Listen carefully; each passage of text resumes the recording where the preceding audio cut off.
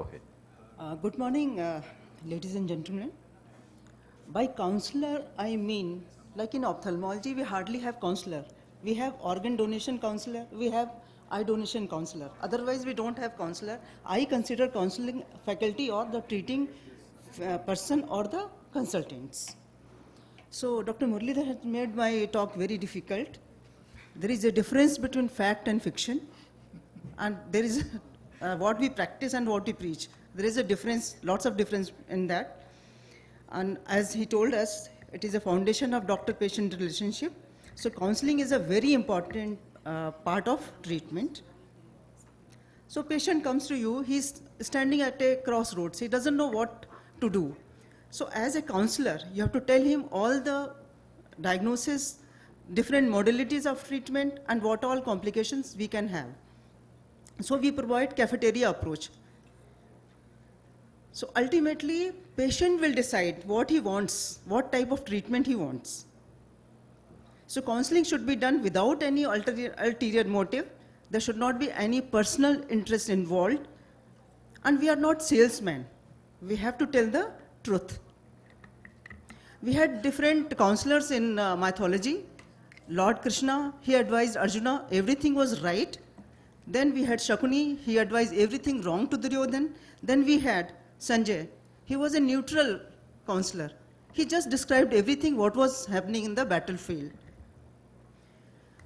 So first thing is, residents have not seen enough cases. They have not come across many complications. So they don't have proper experience. They are still learning. Next is inexperience. They are still developing their communication skill. Their soft skills are still not developed. And sometimes they just think it is a routine work. They may not take it very seriously. Next is, residents are at the peak of confidence. They don't have knowledge, but they are overconfident, and that is ignorance. Then patient will not have faith and trust. Counseling is a trust building measure. So I believe that treating consultant should themselves counsel the patient, not the residents. And ultimately accountability, it comes on the treating consultant, not on the resident. What all patients go to court? Those who have not been counseled properly. So it is a very important part of treatment. And in the court of law, residents have no standing. They have got only learner's license. Their main interest is to get lots of surgery. Like this is example, one doctor got MS surgery result. He said, results out, I got my license to cut. So that is the ultimate interest. So a good surgeon knows how to operate, a better surgeon knows when to operate, and the best surgeon knows when not to operate. Residents do as consultants are very busy, or they think they are very, very busy. If you entrust residents with counseling, it means you don't think it is important. We can't absolve ourselves and blame the resident. And just remember, no resident has ever been taken to court, only the treating surgeon or consultant. I had done some small study. I discussed with 50 participants from different specialties, and there were 2 questions asked. First question was, should residents be allowed to do the counseling? 86% said yes.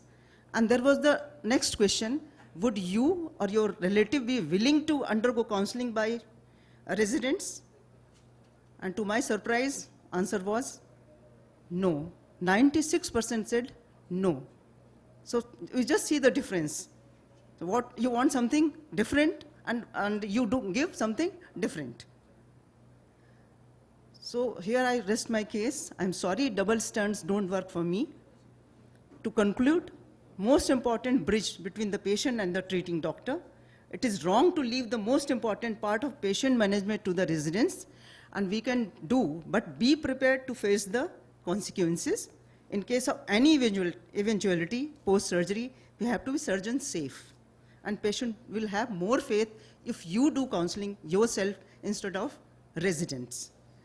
And just remember, no resident has ever been taken to court. Thank you so much. Thank you, ma'am.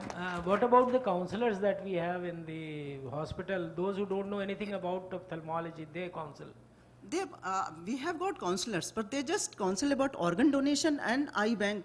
For the Otherwise, we surgery don't have also, counselors. Like I have seen that many, even small hospitals today have counselor, and their basic aim is to increase the cost of the surgery. In the sense that if monofocal is needed, they would tell him to go on to a better surgery to multifocal. And many a time the indication has not been there, the surgeon does not So know. that is the main problem. Yeah. Even with residents also, because they have got some hidden interest. Sometimes these companies come and give them so many incentives. You give this lens. So that problem can be with residents also. So I don't prefer residents. I prefer counseling to be done by surgeon himself or herself. Thank you so much. Can I make a small point, actually? I think her point about whether the, the shoe fits the other foot. That's an interesting observation that, ma'am, you have actually made. I had a very different take on this one. I thought we were not talking about a solo practitioner kind of setup. This, we are more into teaching hospital kind of Sir, a in the setup. college also, like where, residents are there. True. They are just observing how we counsel the patient. But we cannot leave everything on the residents. I agree. And most of the time they are so busy in writing case sheets, doing rounds, that they take this thing also like routine work. They will just routinely, they will just counsel. They will not go into the minute details of the counseling. So that is what I have seen in my college. I agree. I mean, but what I'm actually trying to stress But we is, cannot completely yes, absolve the responsibility of the residents from the Sir, counseling they should do, but aspects, they should be under observation. that your study that has been given. I don't know how far that is been logically correct because only 50. We can discuss at the end of the session. Thank you, surely. sir. Thank you, sir. We can go ahead to the next topic, madam, please.